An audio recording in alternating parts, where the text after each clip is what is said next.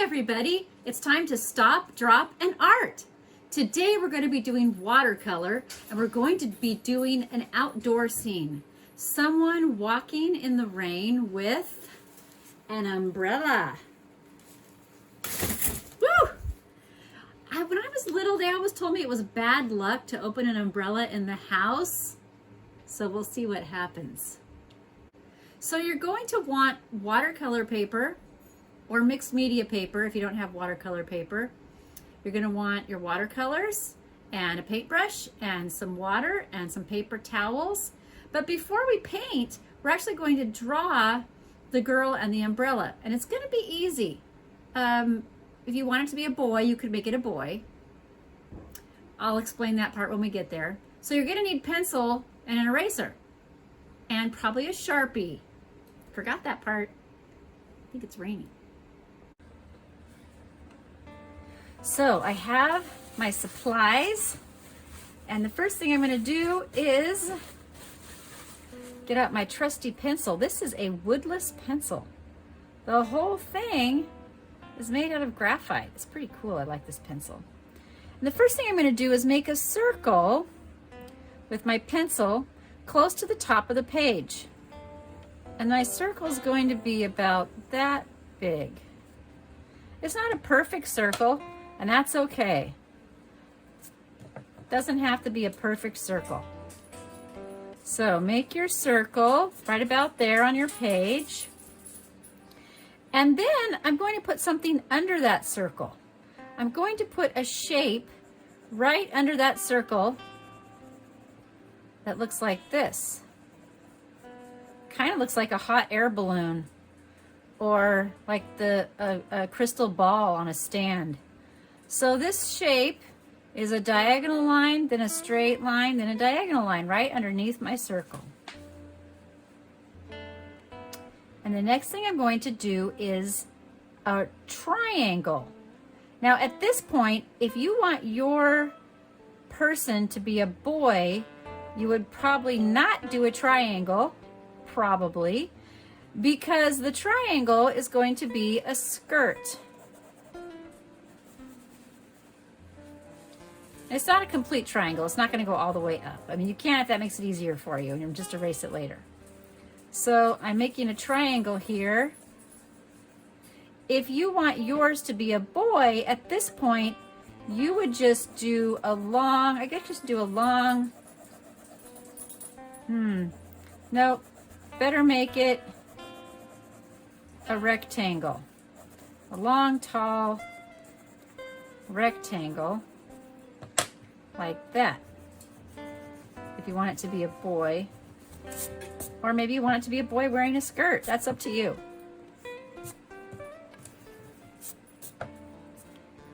Because, you know, there's also kilts. All right, so rectangle if you want pants, and skirt if you want, triangle if you want a skirt. And now let's see.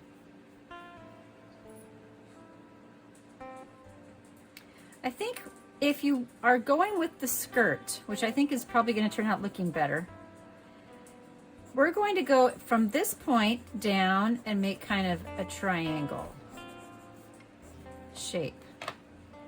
So I think I'm going to erase this.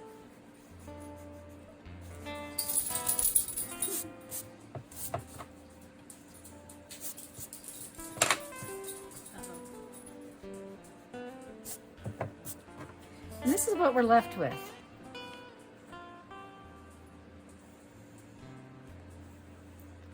I'm thinking the skirt is going to look better than the pants, people, so just a little warning there, disclaimer.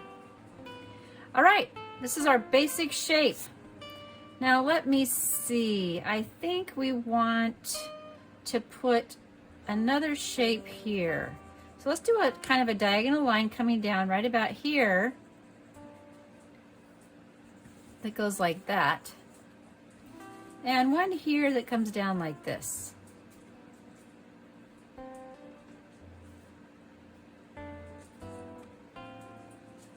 Or maybe more like this. So those of you who decided that you wanted to do someone wearing pants rather than someone wearing a skirt, I'm going to show you what you can do with yours to make it look like the person is walking away from the viewer.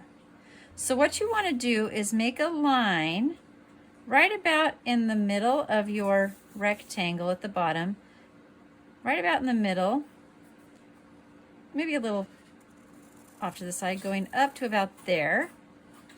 And then you're just going to bring this line like this. And we're going to put a little foot right there, a little heel. So let me outline that for you. So you've got your pant leg here and the foot that's back, and then you've got this foot going out in front. So we don't see the other foot because it's stepping in front of the person as they're walking away from us. So I think it works a little better with a skirt, but if you want to do pants, this is probably the easiest way to do that.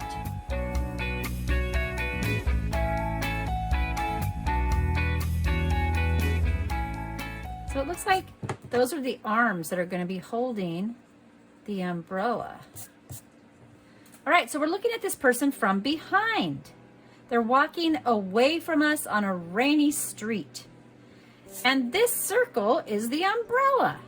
So let's put a dot right about here towards the top, but not exactly in the middle. A little bit closer to the top than the bottom. Right there. And now we're going to make this kind of the spokes, the metal things that come out from the center of the umbrella. There's going to be 1, 2, 3, 4, 5, 6, 7, 8, like an octagon kind of, right? All right, so we've got our dot, and now we're going to do some lines that go out from that dot.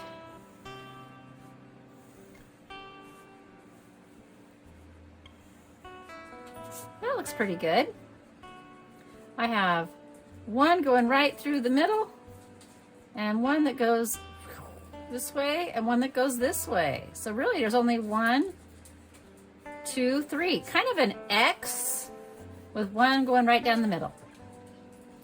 That looks pretty good. And now we're going to connect those.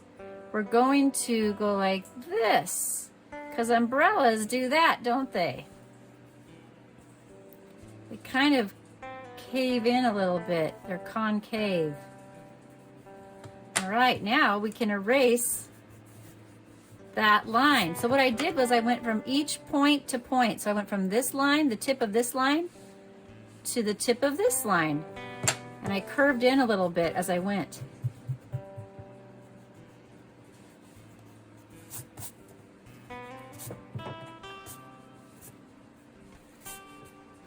So now I've got some space here where there used to be a circle. And what I could do there is just continue those lines going up. Like that. I just continued at the same angles that they were at before. So now we have, this looks much more like an umbrella than it did before. And I think we need this to look more like legs. So we're going to put a line right here.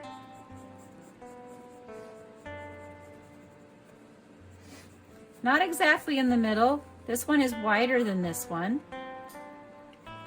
And we're going to put, maybe we're going to put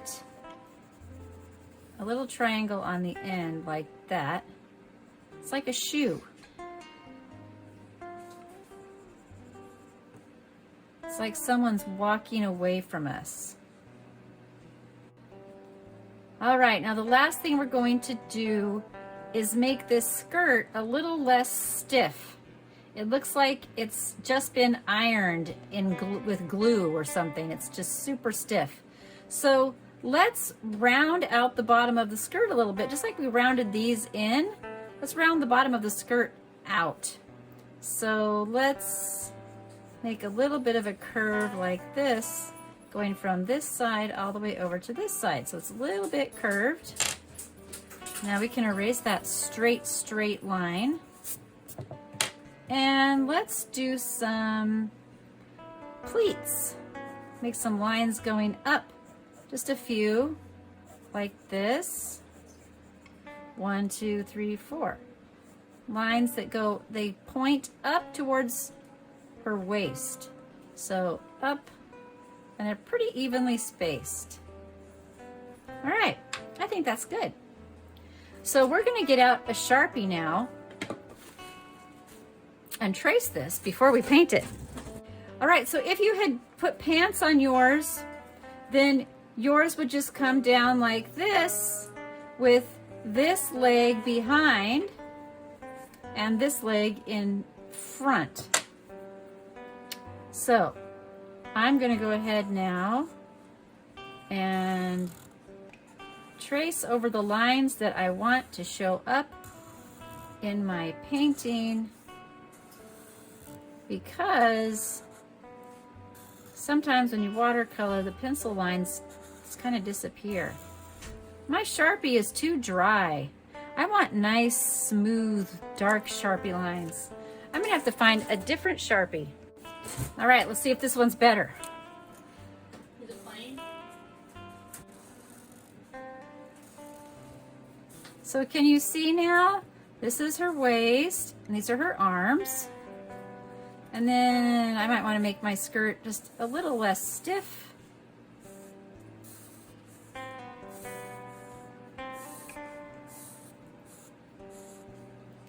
And trace that leg. Couldn't quite figure out what to do with the feet, so I just kind of made them kind of points. Maybe she's wearing heels and walking away from us. So we're looking at the heels.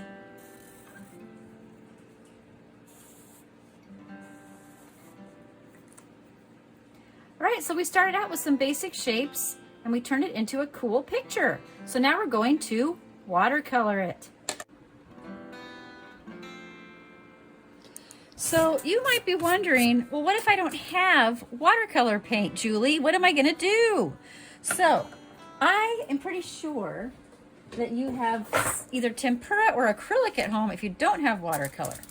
So if you have acrylic or tempera, what you can do is you can take some of your paint, get a paintbrush real nice and wet, lots of water, and just take a little bit of that paint and kind of mix it with the water. And then, I think we need some more. You just make that paint real watery, real watery. And then when you paint, it's like watercolor paint, see? And you can do all the little raindroppy kinds of things and just add more water if it gets too thick. But you can use it very much like you can use watercolor paints. So that's what you can do if you don't have watercolor paints at home. And what we want to do is make it look kind of rainy and maybe have a little reflection. Maybe she's walking on a wet sidewalk and we'll put a little reflection down here. So I'm getting my watercolor paints. These are just the hard packed kind. And I've got my paper towel and my water. And I think I will start painting the dress. You may paint it whatever color you would like. It's up to you. I'm going to make mine kind of a red-orange. And maybe this isn't a skirt, maybe it's a jacket. A very pleated jacket, like a formal jacket.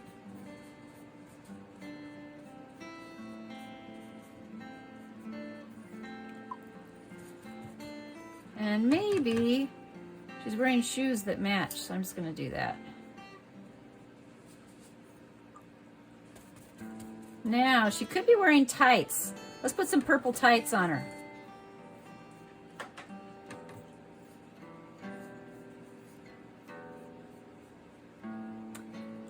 I think the umbrella, might just leave the umbrella white for now because I haven't decided what color I want it to be. So that was kind of a smaller brush that I used for that. Now I'm going to do the background, so that's a lot of space to cover. So I think I'll use a wider brush because I can paint it faster that way. So I'm going to get my brush wet, and I am just going to paint it with water, but I'm not going to paint the umbrella. And I'm not going to get too close to her body. I don't want to touch anything that I've already painted. We did wet on dry first because our paper was dry when we painted her clothes. But now we're going to do wet on wet. We're getting the paper wet with just water, and then we're going to paint it. But we don't want to get too close. Stay like that far away from her so that you don't touch her clothes with your brush. All right, I've got my paper all wet. And now I'll get my brush wet again, and I'm going to get some blue. I'm just going to kind of drop it in there. Maybe like rain coming down. Dots of rain coming down to the ground. And it's going to spread because I have my paper all wet, so it's going to spread. Going to have some coming down here. Okay, so I'm not doing strokes. I'm just doing little dabs coming down, kind of like rain. And now, I think I'll get a little purple. So I'm going to get my brush wet again and get some juicy purple. And I'm not going to put as many this time because I don't want the whole thing purple. But I'm going to put some drops of purple coming down, splashing. And let's do a purple line going across like this. This is the ground. Let's do some more like this.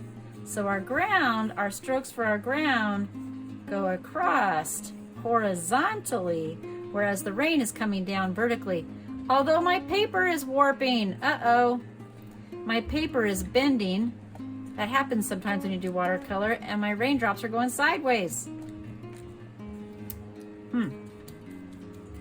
So her dress is kind of that orange color, so I want to put a little bit of that down here because there's a reflection of her dress maybe on the wet sidewalk around her. So I'm going to take a little bit of that color, and my brush is going to go this way to put some of that color down here around her feet on the sidewalk. And I think I'll take a little dark blue and put a little bit of that down on the sidewalk too. Maybe a little dark blue in the sky, just a little bit. All right, there she is. Now, we still haven't done her umbrella, and that's because you could leave it white if you want to, or you could take a little bit of the colors that we used to do the picture, and you could put just a little bit, maybe a little bit of each color. The blue, the red, a little bit of the purple, but you want it to be really, really wet. So it looks just kind of like splashes on her umbrella. Yeah. That was wet on dry. I have my paint really, really wet, but I was painting on a dry paper. So, maybe a little more dark blue down here. Around her feet. Make it look more like a reflection. Nice. I hope yours turned out cool. If you want to do a little more color, you could add a little bit of a darker red or a little, you didn't necessarily do your dress red, did you? I told you could do whatever color you want. You could add a little bit of a darker shade of whatever it is that you used here and there to create some interesting contrast. You could add a little more purple down here maybe, make it kind of look like shade. shadow, I mean, under her dress, where her dress covers up her stockings. Maybe a little blue here to make some shadow under the umbrella. Just a little bit. And maybe a little in the pleats. A little bit of blue inside the pleats, because the pleats have shadow. That's looking more interesting, isn't it? Except I should be using my small brush for that. Got carried away with my big brush. Now, with watercolor, things just kind of blend on their own. It's pretty cool. Don't really have to do a whole lot to get it to blend. I think I'm going to stop there. It's just so much fun to just do this. So I had to do it one last time.